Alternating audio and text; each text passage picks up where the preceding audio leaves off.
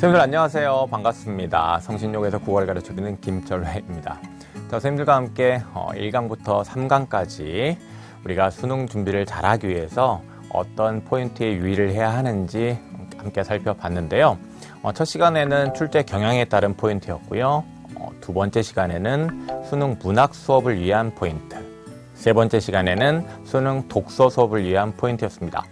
네 번째, 바로 이 시간에는 선택 과목, 즉 화법과 작문, 그리고 언어와 매체의 수업 포인트를 함께 살펴보도록 하겠습니다.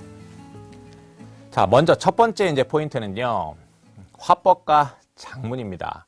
이 화법과 작문에 등급을 가르는 변별력이 높은 문항이 출제되고 있다는 사실 선생님들께서 이제 잘 아시고 계실 겁니다.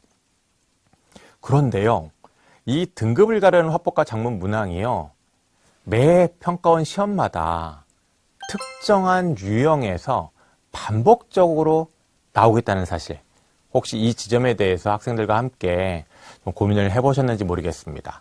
그에 대한 얘기를 해볼까 합니다. 자, 첫 번째, 바로 자료 활용인데요.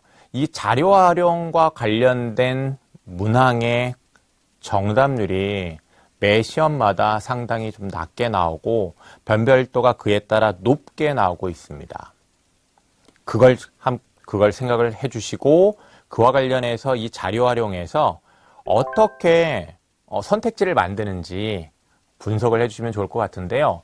이 분석을 하실 때요, 앞서 제가 3강에서 선생님들께 4가지의 함정 유형을 제시해 드렸었는데요. 그 함정 유형과 관련해서 분석을 해주시면 훨씬 더 학생들과 함께 그 선택지의 성격에 대해서 잘 이해할 수 있을 거라고 생각을 합니다. 함께 살펴볼까요? 자, 여기 45번 문항인데요. 기후변화 대응 활동 관련 설문조사 자료로 기억-1, 그 다음에 기억-2가 제시가 되어 있습니다. 그리고 여기 앞서 이제 보실 수 있듯이 선택지 1번을 보시면요, 기억-1을 활용하여 청소년들이 대응 방안에 무관심하거나 관련 정보가 충분하지 않은 것을 방안을 실천하더라도 효과가 없다고 청소년들이 생각하는 이유로 이 문단에 구체화해야겠어 라고 얘기를 하고 있는데요. 자, 이 문제는요, 적절하지 않은 것을 찾는 것이었습니다. 그런데요, 이 1번 선택지를요, 학생들이 적절하다고 생각한 경우가 많았습니다. 그렇기 때문에 정답률이 27.3%밖에 안 되는 겁니다. 이 1번 선택지를 적절하다라고 잘못 생각한 순간 어떤 결과가 생기느냐. 자, 1번을 적절해 맞는 것 같아 라고 생각합니다. 그리고 지나갑니다. 지나가면 3번에서 27.1%의 반응이 나왔죠. 그리고 4번에서 19.3%의 반응이 나왔습니다. 그리고 5번에서 18.2%의 반응이 나옵니다. 다른 여러 선택지에서 학생들의 반응률이 비슷하게 나오고 있는 것이죠. 이건 무엇을 의미하는 것이냐면, 흔히 이제 우리가 학생들한테 찍지 마 그러잖아요.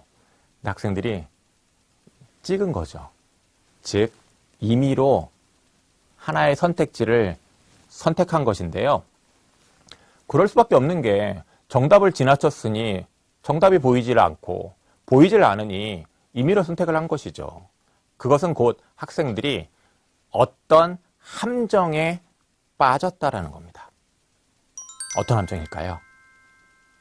앞서 선생님께 설명드린 그 함정 유형과 관련해서 한번 생각해 주시면 좋을 것 같은데요. 자, 여기 1번 선택지를 좀 보도록 하겠습니다. 여기에 무관심하다, 별로 관심이 없어서 있습니다. 관련 정보가 충분하지 않다라는 것도 여기에 자료가 있습니다. 그러면 이 선택지는 기본적으로 위의 자료와 관련이 있다라고 생각이 되어집니다. 그러니 더더욱 이 1번 선택지를 적절한 것이라고 이제 생각을 했겠죠. 그런데 문제는 뭐냐면 여기 방안을 실천하더라도 효과가 없다고 생각한다라고 되어 있는데 이 방안을 실천하더라도 효과가 없다고 생각하는 것은 그 제시되어 있는 그 글을 보면요. 이건 무엇과 관련이 있었냐면 이 기후변화 대응 방안과 관련해서 그 내용을 알고 있는 경우입니다. 알고 있는 경우. 무관심하거나 그런 잘 모르는 경우는요. 잘 모르는 경우는 이 실천하더라도 효과가 없다라고 생각한다는 그런 내용이 그와 관련해서 제시가 되어 있지 않습니다. 그렇다면 자, 이 선택지를 보세요. 무관심과 관련 정보가 충분하지 않다라는 것이 자, 무관심하다라는 건 그 기후변화 대응 방안에 대해서 모른다라는 얘기인데 그거를 안다라는 얘기와 짝을 지어 놓은 겁니다. 잘 모른다라는 것을 알고 있다랑 짝을 지으니 서로 상충하는 것이죠. 글의 맥락에서 상충하는 내용이라고 한다면 당연히 이렇게 구체화하는 이 방안은 적절하지 않은 방안이 되는 것이었습니다. 그런데 학생들은 또 여기 충분하지 않다, 무관심하다 하면 이것이 좀 부정적인 내용 요소고요. 그 다음에 효과가 없다고 생각하는 것 또한 이게 부정적인 요소니 앞에 이 부정적인 것이 뒤에 부정적인 것과 이렇게 잘 어울린다라는 생각을 하는 거예요. 내용적으로 정확하게 그 세부적인 것들에 대한 판단을 정확하게 한 것이 아니라 이 선택지를 덩어리, 이미지로 생각을 하고 부정적인 거, 부정적인 거 연결되네? 그러니 적절한 거라고 생각을 하는 거죠. 네, 잘못 판단한 거죠. 자, 이것은요.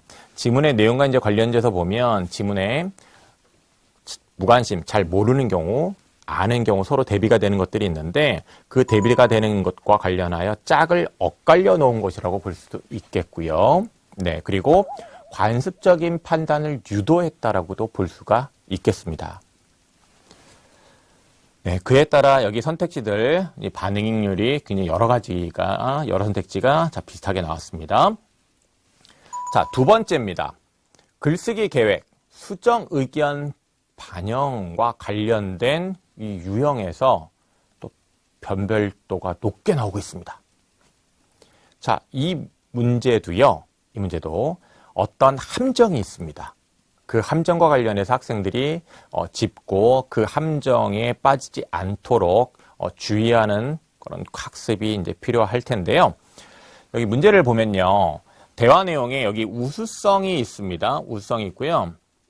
우수성이 있고 이 우수성과 관련해서 여기 문화재 상태 복구에 사용된다라는 얘기가 나와 있습니다. 여기서 이제 우수성이라는 것은 전통 한지의 우수성입니다. 그럼 이제 전통 한지가 우수하다 그런 얘기죠. 그래서 그 우수한 전통 한지가 유럽에서 문화재 상태 복구에도 이제 사용된다라는 얘기죠. 자, 이런 내용이 이제 여기 글상자에 있으니까요. 자, 1번 선택지를 보도록 하겠습니다. 전통 한지의 우수성을 부각하기 위한 내용으로 나에 반영되었다라고 했는데요. 이 1번 선택지 이거를 적절하다고 또 생각하는 학생들이 많았습니다. 그러니까 정답률이 32.3%밖에 안 된 거거든요. 이 1번이 답이었습니다.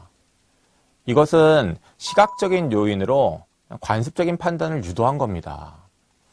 위에 우수성, 한지가 우수하다는 말이 있어요. 그러니까 이 우수성이라는 말만 보고서 이 우수성을 부각하기 위한 내용으로 나에 반영됐다는 이 내용에 대해서 그냥 적절하다는 판단을 그냥 직관적으로 해버린 거죠. 그런데 그래서는 자, 이 전통 한지 우수성과 관련해서 유럽에서 문화재 상태 복구에 사용됐다는 이 정보를 어떻게 활용하고 있냐면 이것은 우리나라에서 전통 한지를 잘 사용하지 않는다라는 것과 대비되는 것이었습니다. 즉 우리나라에서 전통 한지를 잘 사용하지 않는다라는 문제를 부각하기 위해서 사용한 정보였던 겁니다. 전통 한지의 우수성을 부각하기 위해 사용된 정보가 아니었던 겁니다. 그러면 글의 내용과 관련적으로 보면 그렇게 이제 잘못됐다는 걸 생각할 수 있었는데 이렇게 직관적으로 그냥 시각적인 요인에 이끌려서 잘못된 판단을 하게 되면 이 문제를 틀리게 되는 것이죠. 이런 식으로 이런 시각적인 요인을 가지고 학생들이 잘못 판단할 수 있게끔 유인하는 그런 선택지들이 있다는 것을 선생님께서 짚어주시면 좋겠습니다. 그럼 학생들이 도움을 많이 받고요. 학생들이 이런 합법과 작문 문항을 훨씬 더 잘 풀 거라고 생각을 합니다. 자, 그리고 이제 3번 선택지 이제 보게 되면요. 전통한지의 보존성을 설명하는 내용 중 일부가 제외되어 나에 반영되었다라고 되는데, 이런 3번 선택지에 대한 반응률이 이제 꽤 높게 나왔습니다. 이것 또한 이제 결국 보면 그냥 시각적으로, 직관적으로 딱, 이것은 맞는 거야라고 분명하게 판단할 수 있다면 이 정도의 이제 반응률이 사실은 나오지 않았을 텐데요. 뭔가 추론을 해야 되는, 뭔가 좀 그래서 다시 확인해야 되는, 이런 사고의 과정을 거쳐야 되는 그런 내용 요소가 있는 선택지 있는 경우에 학생들이 정확하게 판단을 좀 못하고 그냥 답을 빨리빨리 고르는 경향이 있습니다.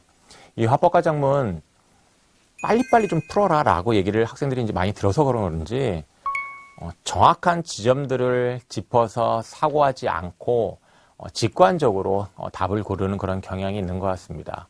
그런 잘못된 습관은 꼭 잡아주시면 좋을 것 같습니다. 다음 문항을 좀 보도록 하겠습니다. 2025학년도 이제 수능 6월 모의평가 문항입니다. 자, 여기 보시면 B에 대한 친구들의 의견과 그 의견을 반영하여 고쳐 쓴 글이다. 이에 대한 설명으로 가장 적절한 것은 이라고 얘기를 하고 있는데요. 고쳐 쓰기 문항 한번 생각해 보시면요. 통일성에 어긋나면 삭제를 한다라는 내용을 선생님들 상당히 많이 보시지 않으셨어요? 그렇죠? 근데 그 내용을 우리 학생들 또한 공부를 하면서 많은 문제들을 통해서 상당히 많이 봤을 겁니다. 그렇게 많이 보게 되면요. 그 많이 본 대로 또 역시 우리는 습관적으로 판단을 또 하는 그런 경향을 띠게 되거든요. 그게 바로 뭡니까? 관습적인 판단을 하는 것이죠. 이 문제 바로 그런 관습적인 판단을 하는 습관이 있는 학생들은 틀렸을 겁니다. 자, 여기 보시면요. 여기 보시면 글의 통일성을 해치는 내용은 삭제하고란 말이 있습니다. 이게 함정이었던 거예요. 지금 이 글에서 삭제를 한 이유는 뭐냐면 다른 문단에 언급된 내용을 삭제를 했거든요. 통일성을 해치는 내용을 삭제한 것이 아니라.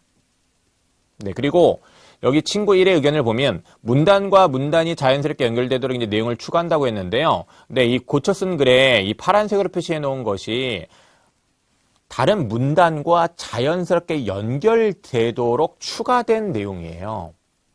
그렇다면 이것도 보면요. 그냥 직관적으로 금방, 즉 시각적으로 판단을 할 수 있는 것이 아니라 문단과 문단 간의 관계를 한번 생각해 봐야 됩니다. 이렇게 생각하는 지점들의 학생들이 약점을 보여요.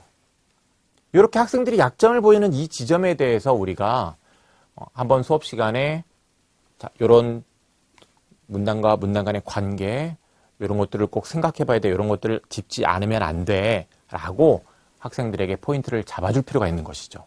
그리고 더군다나 자, 여기 청소년 국가유선 지킴이 참여 방법은 글의 주제와 관련이 없는 내용이므로 친구 이해 제한을 고려해 삭제했다고 되는데, 네, 이 관련이 없다라는 걸 통일성을 해친다와 그냥 이렇게 연결해가지고 관습적으로 이렇게 이것을 맞다라고 이제 고르는 학생들이 많은데, 그렇게 관습적으로 판단하면 안 된다라는 사실 또한 짚어줘야 되겠습니다.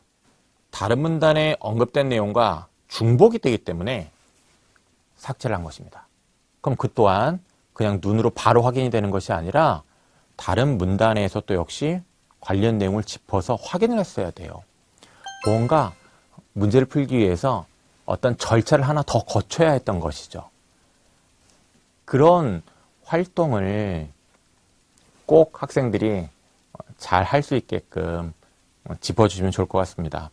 그래서 화작 같은 경우에는요, 이렇게 변별력이 높은 문항이 꼭 한 문항이나 두 문항이 매번 출제가 되고 있는데요. 이렇게 출제가 되는 이유는 표준 점수하고도 이제 관련이 있는 것 같습니다만, 학생들이 이 문항을 틀리지 않게끔 잘 지도해 주시면 좋을 것 같습니다. 자, 수업 포인트입니다. 변별력 높은 합법과 작문 문항은요, 지금 여러 번의 그런 평가원 시험을 통해서 이제 확인할 수 있는 것이 자료 활용, 그 다음에 글쓰기 계획 반영, 수정 의견 반영과 관련된 요 두 가지 유형 문항에서 특히 자주 출제가 되고 있습니다. 그래서 이 두 가지 유형과 관련된 내용은 그 문제의 포인트는 꼭 선생님들께서 학생들과 짚고 공유를 해주시면 좋을 것 같습니다. 그리고 이런 변별력을 높일 때 그 선택지를 만드는데 사용되는 함정 기술, 관습적 판단 유도하기, 그 다음에 바꾸기, 그 다음에 이제 엇갈기도 이제 관련이 있는데요. 이런 것이 특히 자주 사용되고 있다. 이 또한 유의하셔서요. 학생들 수업하시는데 활용하시면 좋을 것 같습니다. 자, 이어서 언어와 매체에 대해서 함께 살펴보도록 하겠습니다.